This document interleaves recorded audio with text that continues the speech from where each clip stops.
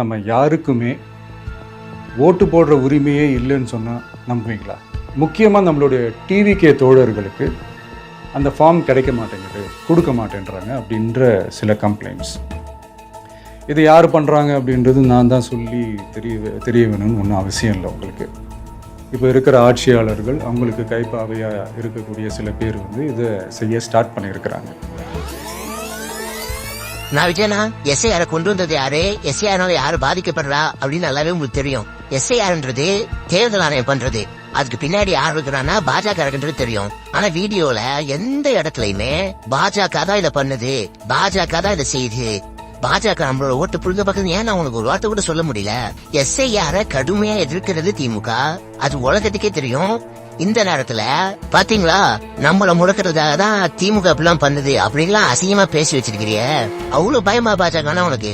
எஸ்ஐஆருக்குமா நீ திமுக குறை சொல்லுவ? திமுக வாக்காளர்களே கூட இந்த இதுல பறிக்கப்படலாம். இது எதுவுமே தெரியாம இந்த தற்கொலை கூட்டத்தை திமுக திருப்பணும். இதான் உங்களுடைய கெட்ட எண்ணம். நல்லா வரும் நானி.